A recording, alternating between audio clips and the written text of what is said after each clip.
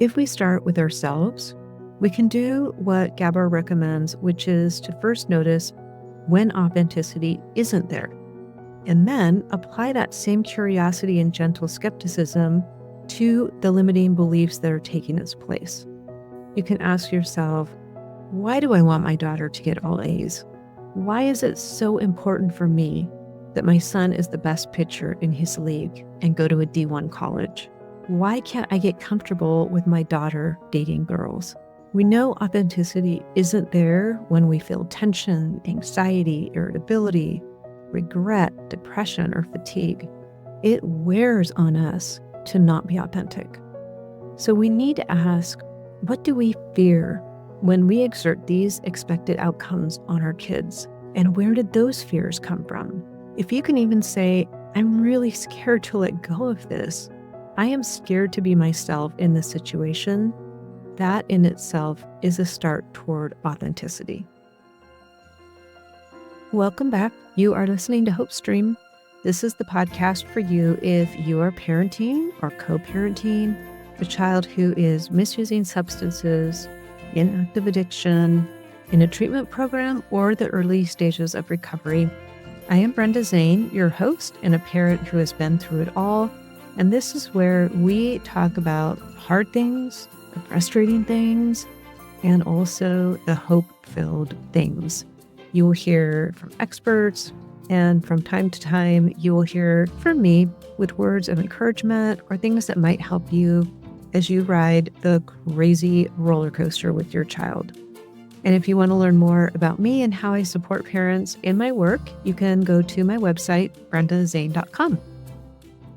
Well, I had planned a different episode for today, but after speaking with Dr. Gabor Maté last week, I decided to shift things slightly and just chat with you about some of the key aha moments I had during that conversation with him last week, and from his newest book, obviously, The Myth of Normal.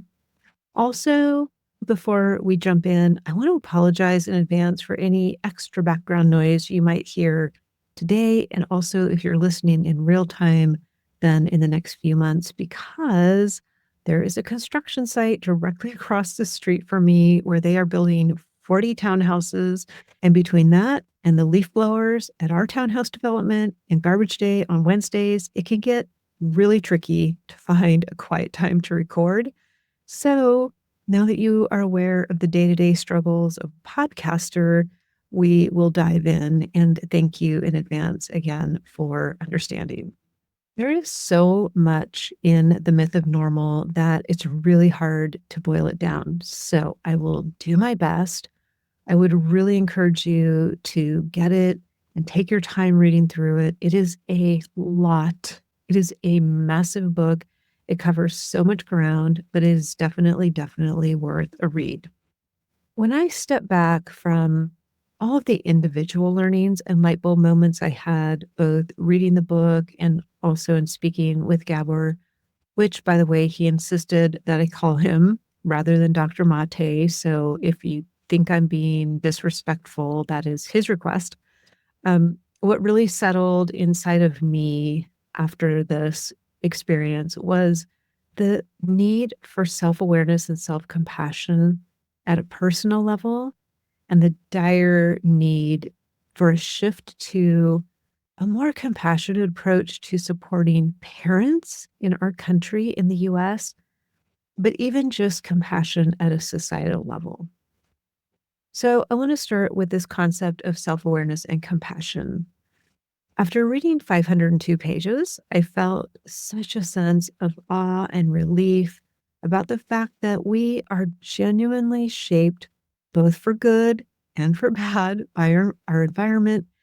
And those things that we beat ourselves up for, the things that cause us so much angst in life, we can really look at those as imprints of our surroundings and primarily our childhoods, not as character flaws or defects. And when you think of your environment, think as far back as in utero and at birth.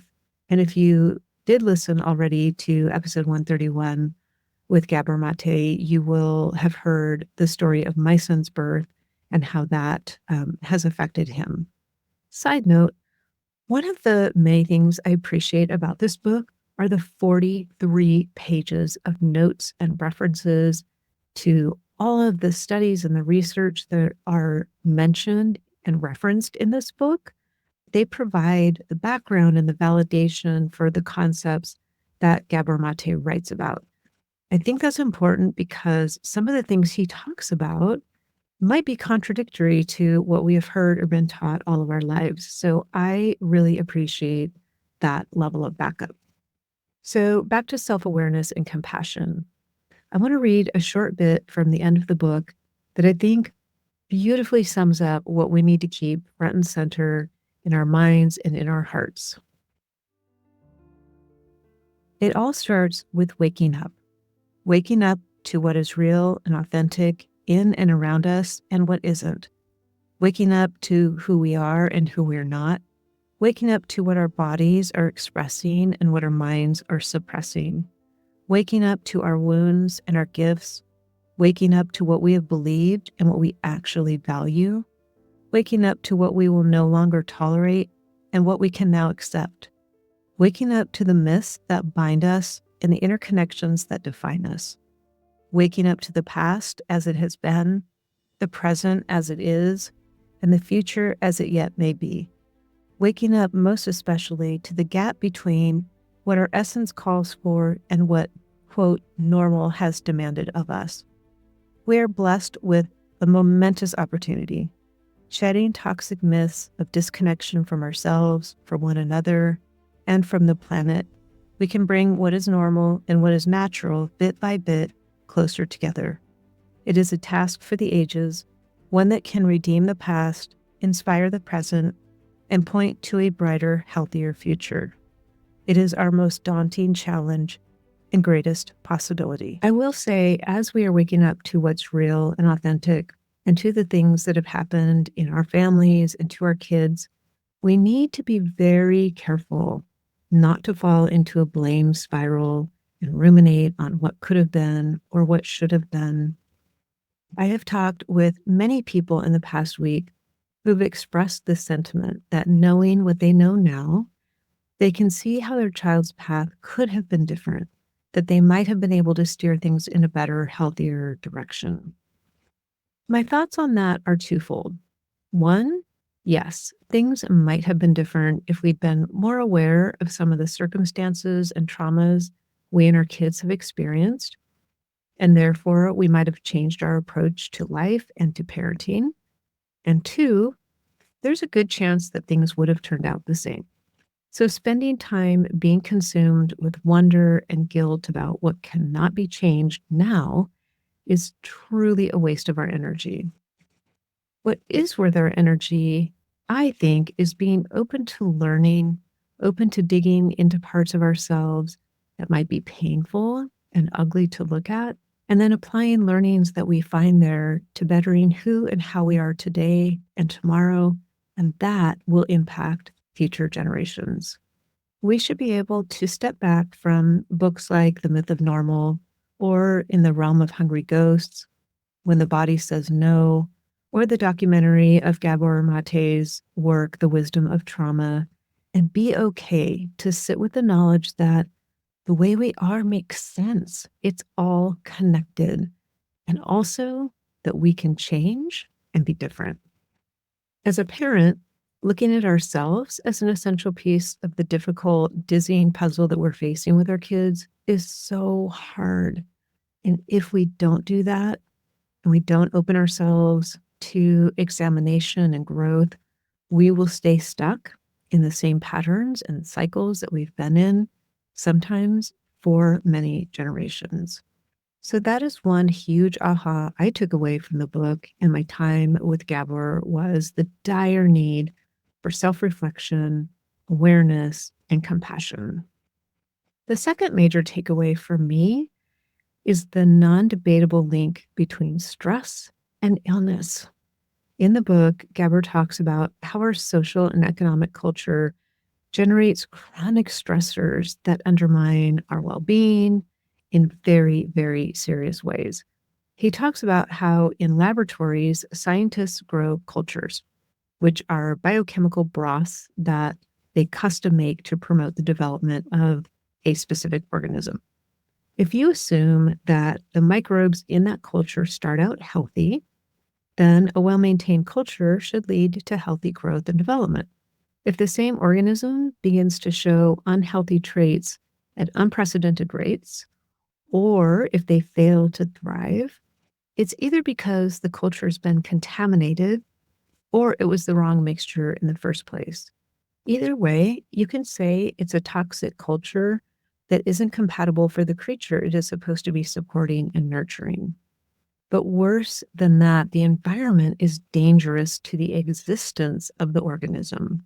And I think it is pretty safe to say that a lot about our current culture, if we look at it from the standpoint of a lab experiment at least, is highly toxic. That is evidenced by the fact that in the US, 60% of adults have a chronic disorder like high blood pressure or diabetes, and over 40% have 2 or more of those conditions.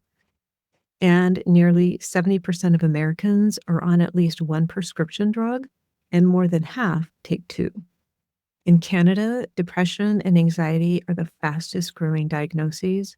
China is now entering the era of obesity and ADHD, and Europe is having a significant mental health crisis. So, to me, that says something is askew. But the point from the book is that we have gotten so acculturated to all of this that it starts to seem normal. I will never forget being at a friend's house when our kids were in high school. I think they were sophomores, and there were 10 moms sitting around jabbering about life and kids, and someone asked whose kids were on ADHD medication. 8 out of the 10 raised their hands. Of course, we all had boys. All of them were being medicated at the age of 16, and it was shocking, but we all kind of acknowledged that, wow, that seems crazy, and then we went on with our conversation. It shouldn't be normal to have 8 of 10 adolescent boys taking powerful stimulant medication.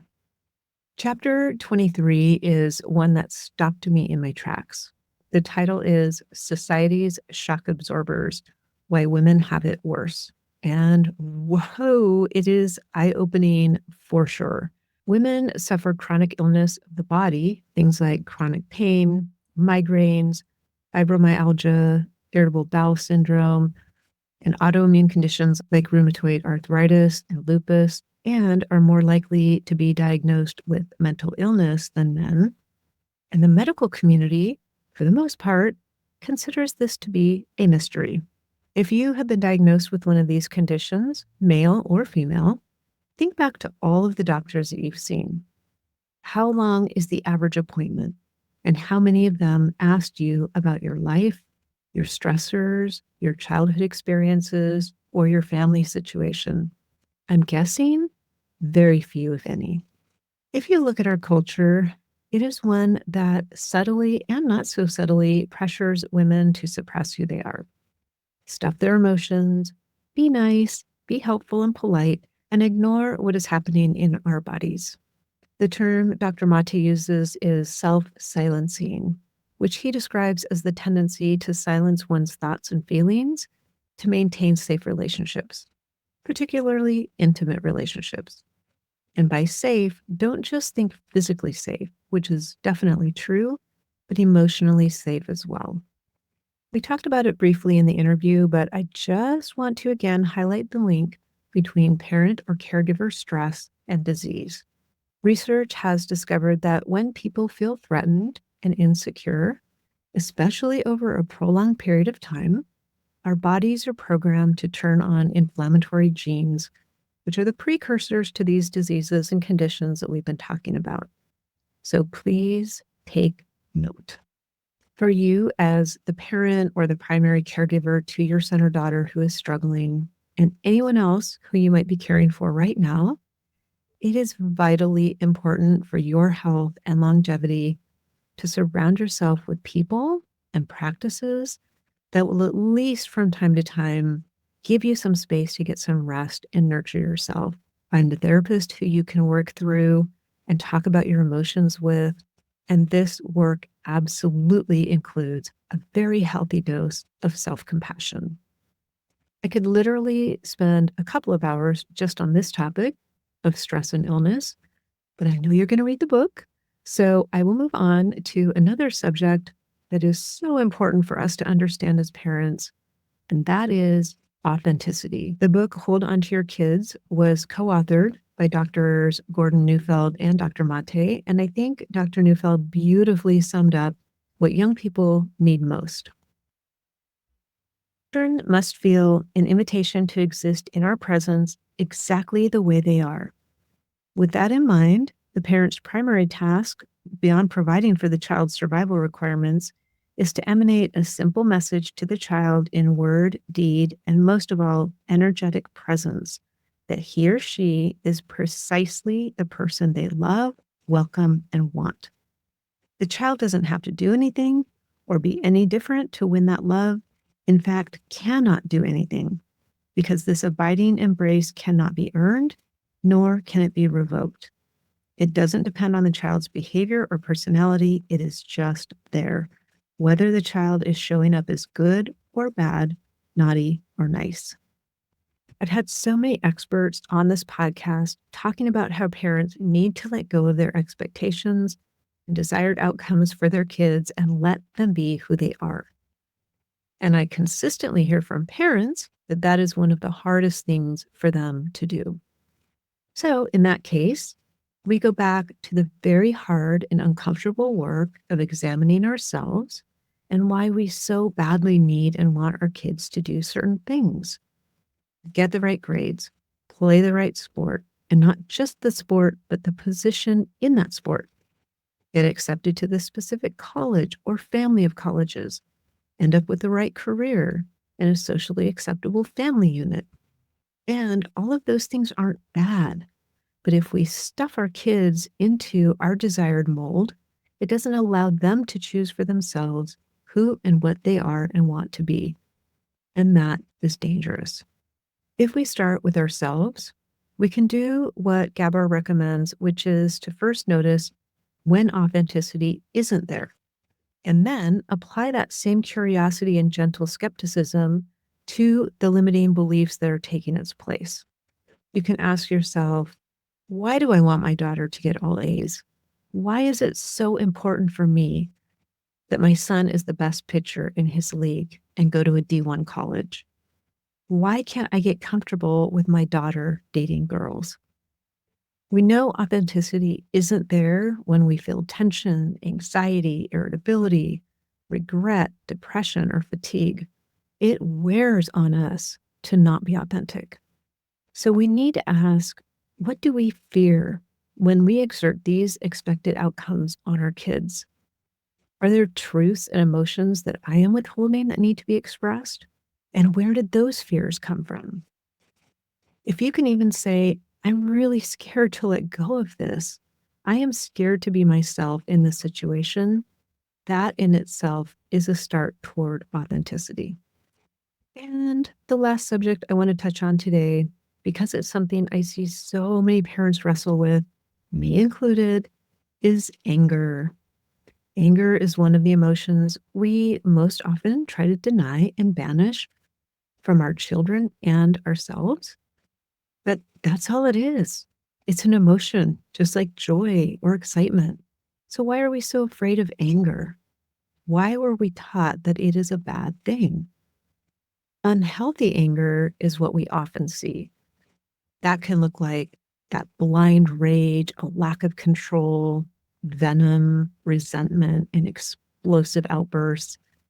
But those are just the outcomes of an unhealthy buildup of unexpressed emotions that need to be felt and expressed. So both anger suppressed and anger amplified out of proportion are toxic. When you think about anger, though, it's what we feel when there is a threat to our life or our physical or emotional integrity, and we can't avoid it. It's a self-protection mechanism that lives in all of us, and it's essential for our survival. It's when our anger becomes toxic that we need to look at the stories and the thought patterns that are feeding it. Those usually are self-righteousness, defensiveness or self-flagellating thoughts. And we need to do this examination without invalidating that anger emotion. We also need to look at where we are people-pleasing, either saying yes when we want and need to say no, or vice versa, which then builds up that explosive volcano of emotion that eats away at our health. For a lot of us, especially as we deal with long-term drama and stress with our kids, we minimize our anger to the point where we don't even know what it looks like. Here is a tip from the book. Wherever we find ourselves tolerating or explaining away situations that persistently stress us out, when we insist that it's not that bad, or I can handle it, or I don't want to make a big deal about this, I'll just do it, or I'll just overlook it, there's likely an opportunity right there to give anger a healthy space to emerge. Even if you can just say, I don't want this, or I don't like this, that is a big step forward. For a lot of parents who are dealing with unbelievably stressful and scary situations, it's not a question of whether to be angry. We know we're angry at a society that still places so much stigma on addiction. We are justifiably angry at China and at the Mexican cartels for supplying the fentanyl that is killing our kids. We're angry at the local drug dealer who's truthfully probably in just as much pain as our kids. We might be angry at a spouse or an ex-spouse for the way we think they're dealing with things. There really is no shortage of reasons to be angry. What we need to question is how to relate in a healthy and wholesome way to these feelings that are naturally just a part of the ebb and flow of life, especially a life like yours. And that, my friend, is the hard, hard work to do. Well, clearly I could go on, and maybe I'll do a few of these to dig into some of what I think are the most pertinent topics in the book, The Myth of Normal, for parents whose kids are struggling.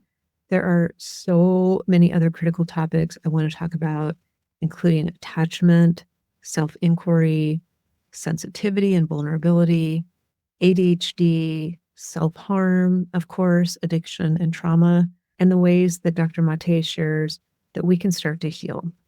So for now, I want to leave you with this thought about the healing we can all do. Any movement toward wholeness begins with the acknowledgement of our own suffering and of the suffering in the world. This doesn't mean getting caught up in a never-ending vortex of pain, melancholy, and especially victimhood. A new and rigid identity founded on trauma, or for that matter healing, can be its own kind of trap. True healing simply means opening ourselves to the truth of our lives, past and present, as plainly and objectively as we can. We acknowledge where we were wounded and, as we're able, perform an honest audit of the impacts of those injuries as they've touched both our own lives and those of others around us.